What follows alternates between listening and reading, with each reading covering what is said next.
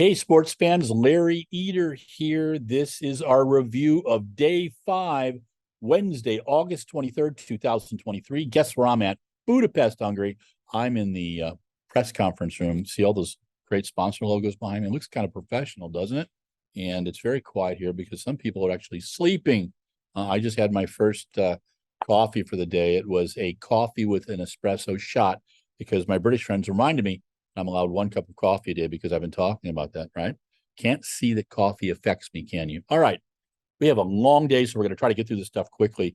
800-meter women first round. First of all, generalization. The women raced better than the men. In the men's 800 qualifying, there were a couple 800s there that, quite frankly, irritated the living heck out of me.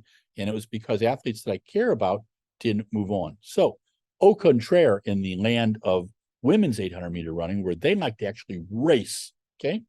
Keely Hodgkinson, who opened up the season at 155.17, won her heat 159.53. Now, let me just move this over just a little bit so I can tell you who queued on. And she moved on, of course, from South Africa, Prudence Segodiso. See how nicely I'm pronouncing that? 159.72. And from Finland, Evelina Matanen, 200.41. That was the first heat. There's 7 heats, kids, so I'm trying to keep this really focused. Mary Mora from Kenya, she's run 50.4 this year. She's beat Keely Hodgkinson twice. She plays a few games with her, which is, got to play head games, right? So Mary Mora won in 159.89, but Raven Rogers, she looks hot, 200.06, second place. She moved on. Worknesh Masele, Ethiopia, 200.13. There's these Ethiopian runners that literally drop down from heaven every year. And I think Worknesh has been around for a bit. In 4th place, Jazz Shukla, 200.30, a PB. She qualified in 4th. And the 5th qualifier was Eloisa Cora from Italy, 200.36. That was he too. Yeah, everybody's going out, pretty decent and actually competing. I kind of dig that shit. In Heat 3, Noelle Yorigo from Benin, 159.96. She is the first qualifier in Heat 3. Christiana Herring from Germany, 200.06, seasonal best in 2nd. Getting more and more impressed with Christiana. She's racing much better. I remember seeing her at the Europeans last year. Running quite nicely. Australia, Abby Caldwell, who competed in the 1500 and ran a PB in the semis, ran 200.29 for 3rd. Okay. Then we are going to Heat 4. Heat 4. Halima Nakai from Uganda. She is one tough runner, 159.68. Adele Tracy, who broke 4 minutes in the 1500 in the semis and set a new Jamaican national record. 2nd, 159.82. Seasonal best. In 3rd, Renelle Lamotte from France, 200.22. And in 4th is Claudia Mihaela Bobosia, 200.54 PB from Romania. Claudia impressed me at the European Indoors last year when she took the silver medal. In 5th heat, Nia Atkins went out there like she does and won it from the front, 159.19 qualifier. Gemma Riki looked great, 159.71 in 2nd. Anita Horvat from Slovenia, 200.06 qualified. And Blanca Kerr from Hungary, 200.20. Crowd went nuts. They love their Hungarian athletes, of course, right? They like their goulash, man. Yeah, because I'll tell you, on Sunday night, when Ben Shalash won that bronze medal, the crowd was nuts. And I heard them outside the stadium cheering and everything, and there was a few beverages being shared, I believe. I'm just hypothesizing. Okay, in Heat 6, Habitam Alimu from Ethiopia. She's a tough runner, 159.36, first qualifier. Catriona Bissett. Habitam went by Catriona, and it was a tough little one. Australia, 159.46. Catriona has been running quite well this season. And from Brazil, Flavia Maria de Lima, 200.92, seasonal best. That's the top 3. And that was Heat 6. And Heat 7, the question we've been waiting to be answered, is the thing running or is the thing not? She's running, man. She ran 159.59, qualified quite easy. Natoya Goulet-Toppin tried to take it from her, but a thing has this deal, like she likes to win, which is one of the things I really like about her. 159.64 for Natoya Goulet-Toppin. And in third place, Lori Hoffman from Switzerland, 2:0.14 seasonal best. Lori's looking pretty good. And that, dear friends, ends the 800.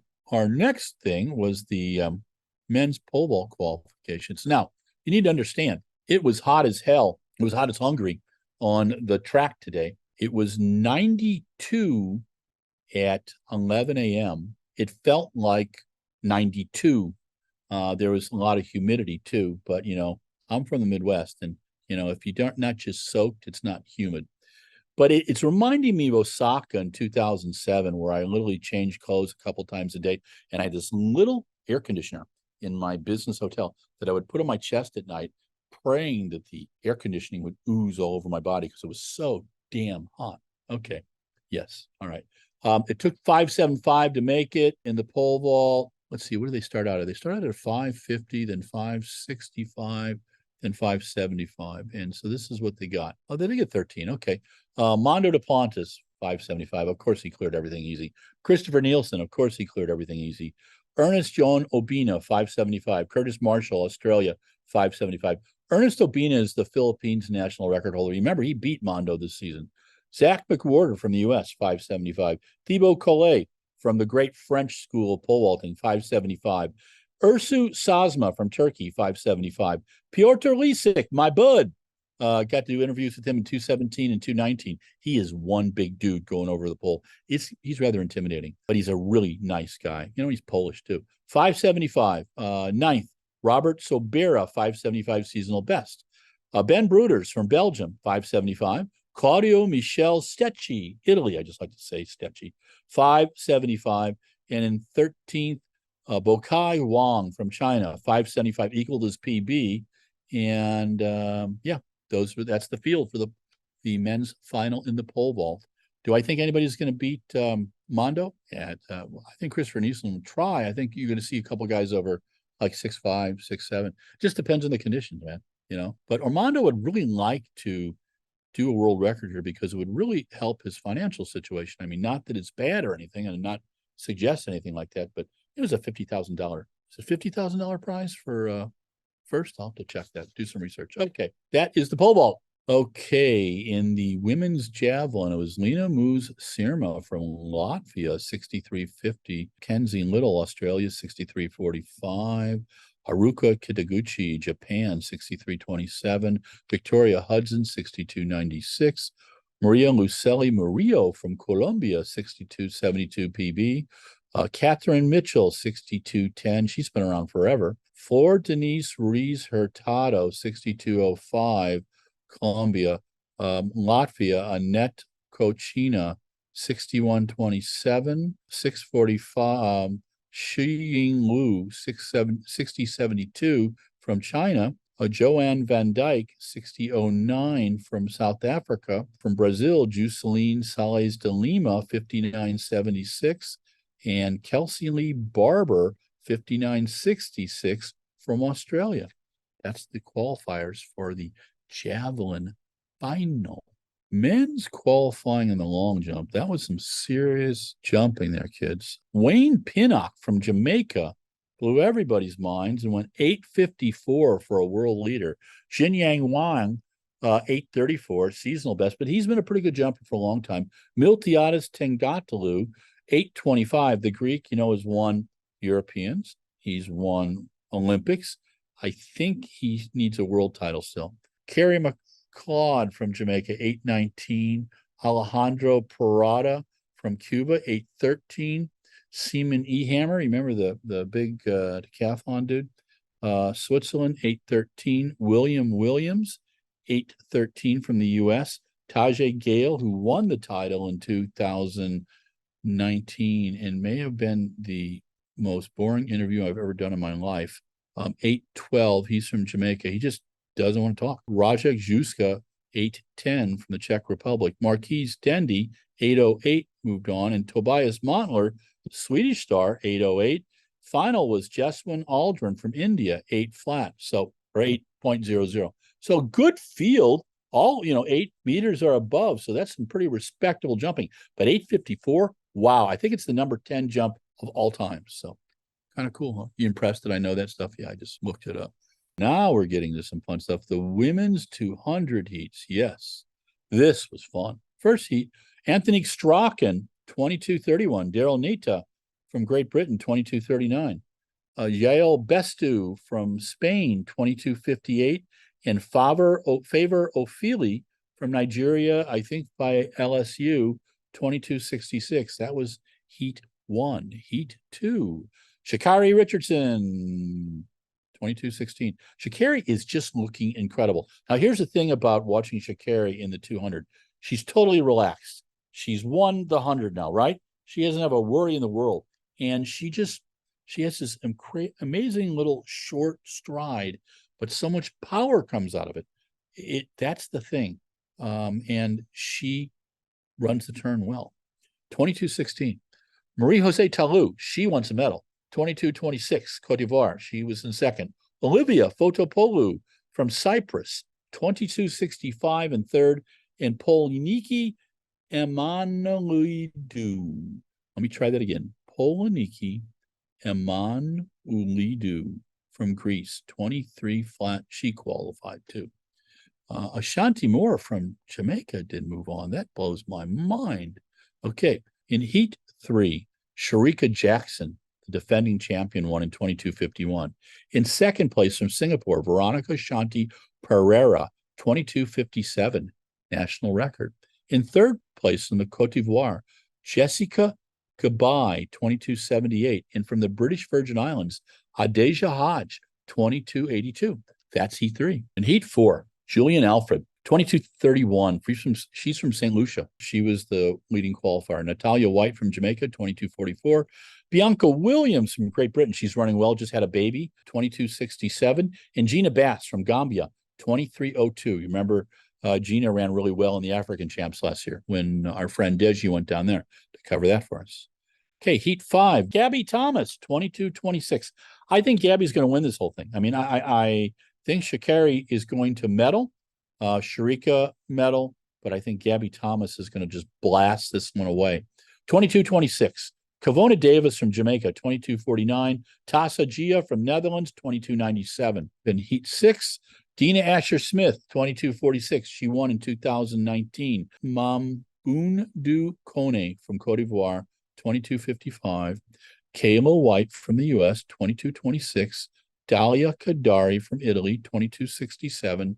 And Kristina Simanuskaya from Poland, 22:88. I think she may have been the Belarusian athlete who defected and is running for Poland now.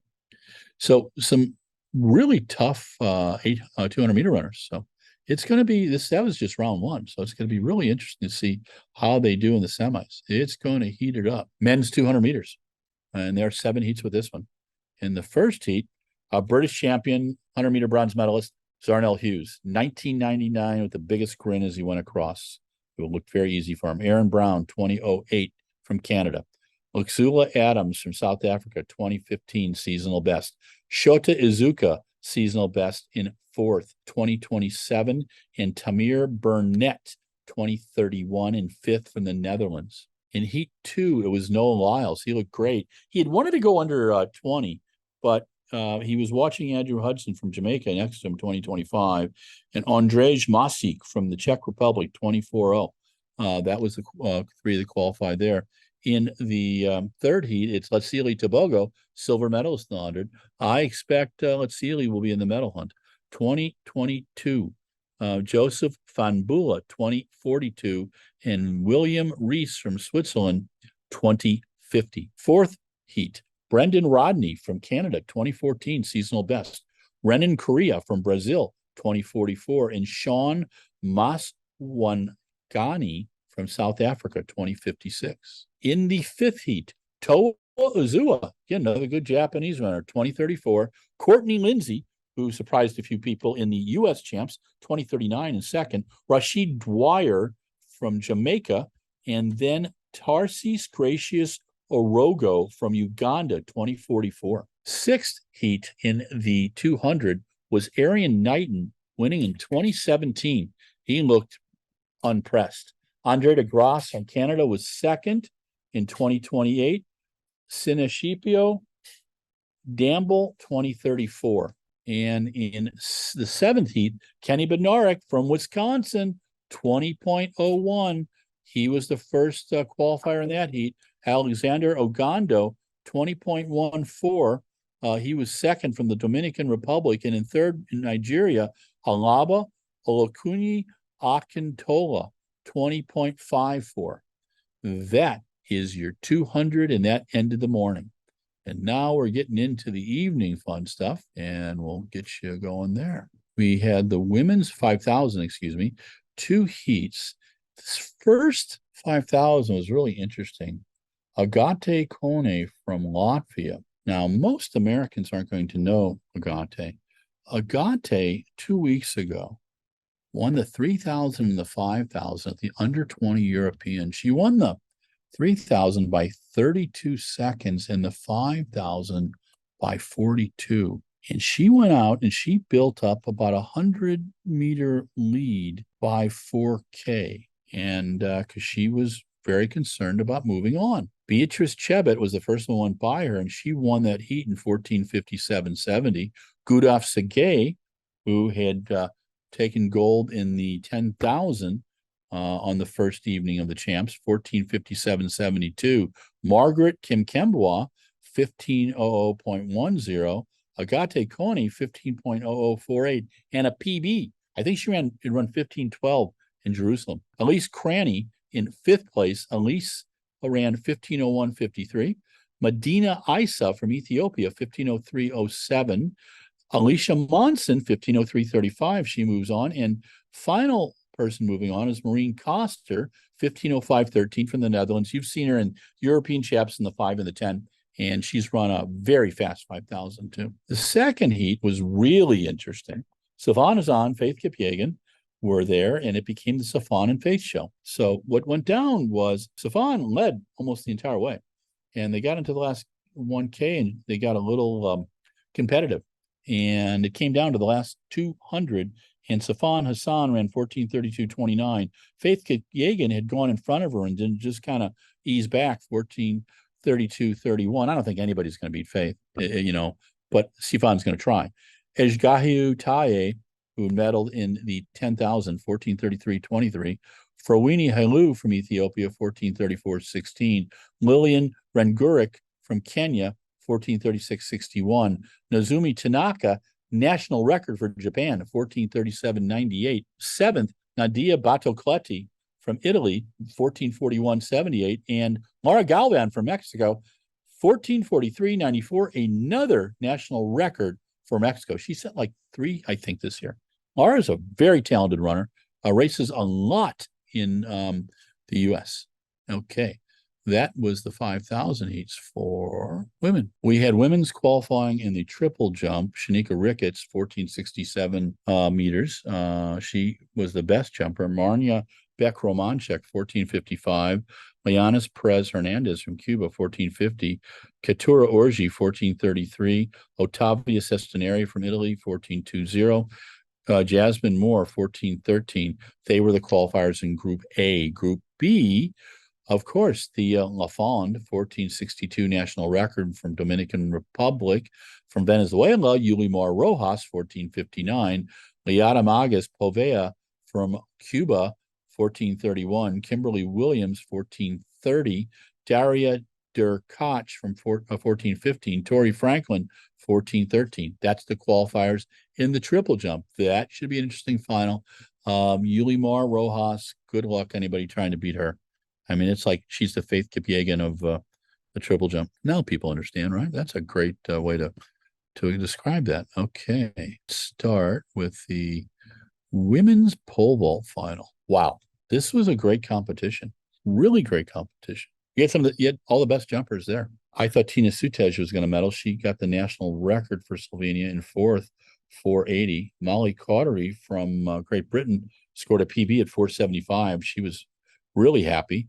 Angelika Moser, who's won the European champs from Switzerland, was tied for fifth at 475. Sandy Morris looked good up until 465 and couldn't get over 465. She finished seventh, and after silver medals the last couple world champs. It came down to Wilma Murto, Katie Moon, and Nina Kennedy. And Wilma Murto is the European champion from last year, indoors and outdoors. And she equaled her seasonal best with 480, taking the bronze. Katie Moon and Nina Kennedy went all the way up to 495 and just could not clear it, either one of them. Both of them had the same number of misses, and they decided, instead of going back down and doing another jump, they are sharing the gold medal. They both have a share of the world lead at 490. They just couldn't get over 495. It was a brutal competition and a very long competition. I'll have to go back and count the number of vaults, but it was they were just exhausted. When Nina picked up her pole to do the last attempt, I didn't think she was going to make it down the runway. The Australian was terribly exhausted, but it was a great competition, great athletes. It's what the sport's all about. Semi-final in the women's 100 hurdles. I'm telling you, this is going to be one crazy final.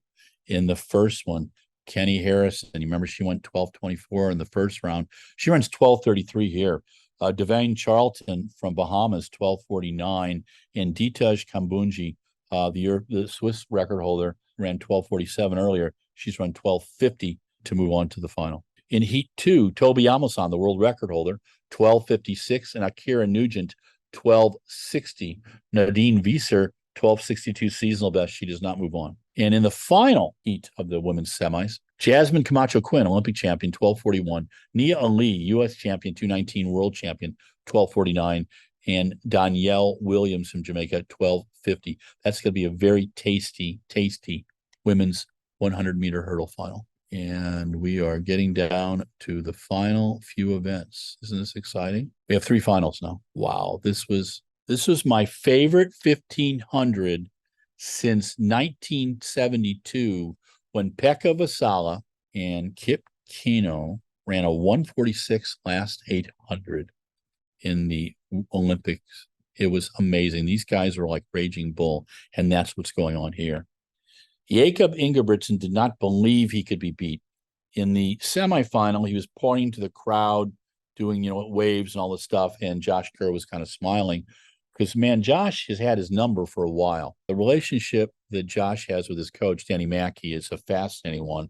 Really needs to be told. But in my mind, the story begins back in December when Josh ran a 104 half marathon after couple days after dropping, 20 times a 200 on the track, and goes out and runs a 104.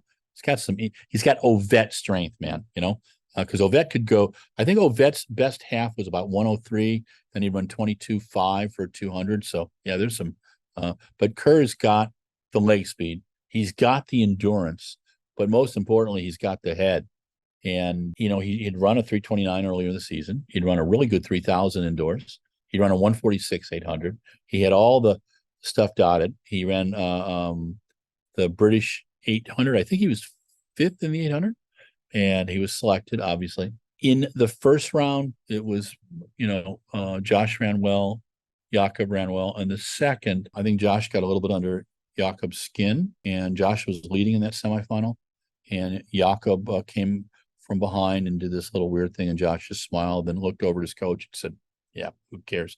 Don't need to use the extra energy. But Ingebrigtsen had been beat by a Brit last year. He got beat by Jake Whiteman. Jake's injured this year. Josh Kerr believes that the tradition that the gold medal for the 1500 should stay in the British homeland. So, rule Britannia, right? So here's what's going on. They go through 56. Ingebrigtsen is in the lead. They hit 154.19. They hit the bell at 2:30. I believe it was 2:33. And Ingebrigtsen is in the lead. Josh Kerr is on his shoulder. Josh had been boxed in for a while, but he pulled the Peter Snell, figured a way to get out of it. And that's what you got to do when you're a great runner. And Kerr looked to me like he started to accelerate with 300 to go, but he didn't. He came up along the side of Ingebrigtsen at the 200 to go mark, and you could see that both of them knew that this is what it was all about. This is what the Warriors do, man. And it became this long kick. Ingebrigtsen on the inside, Kerr on the outside.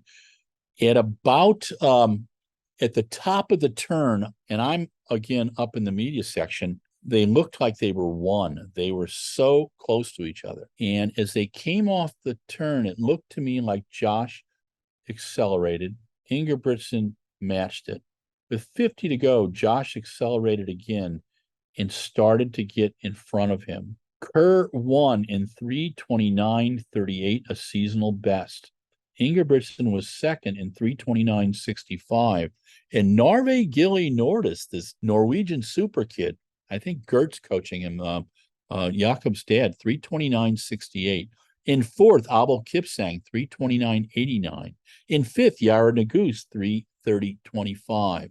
In sixth, Mario Garcia, 3:30.26. Cole Hawker in seventh from the U.S., 3:30.70, PB. Kenya, the 19-year-old Chariot, Reynold Chariot, 3:30.78 in eighth, and Neil Gorley, 3:31.10.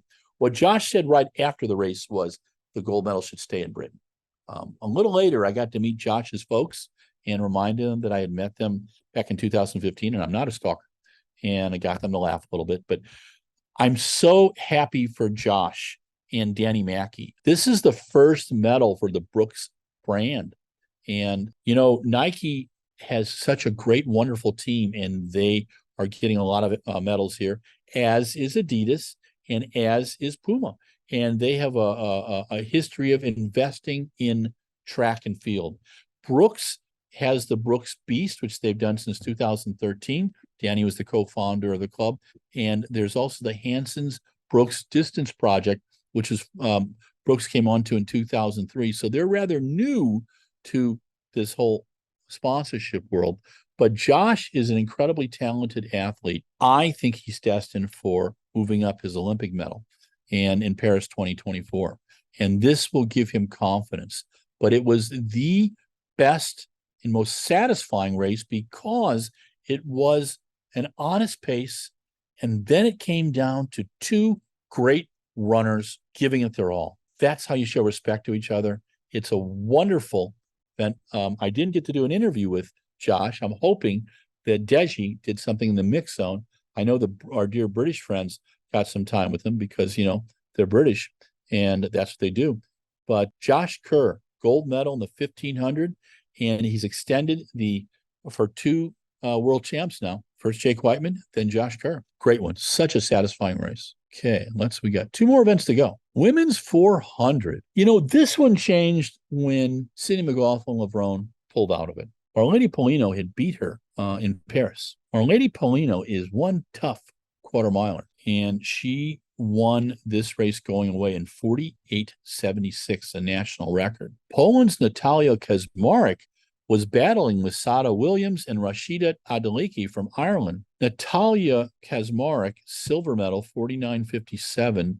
Sada Williams from Barbados, 49.60. The new Irish star, Rashida Adeliki, 50.13. Rashida is a Dublin girl. She was NCAA champion. Very impressive.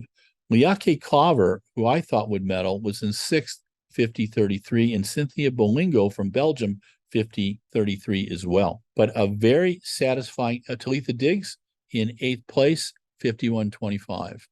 A very satisfying final as well. We got one more to go. The men's 400 hurdles. I saw Rai Benjamin in Doha. At that time, he had just gotten over COVID, and he injured himself, according to his coach, Joanna Hayes, the 2004 100 hurdle champion, in Doha. And he had to take some time off. Actually, it was 8 weeks of recovery. He did some distance work, but really couldn't do any hurdle stuff. I think he got a couple weeks of workouts in for the U.S. champs, and he's been nursing it still. I mean, he's fit, but Benjamin and Alison Dos Santos went out very, very hard, and Karsten Warholm went out harder.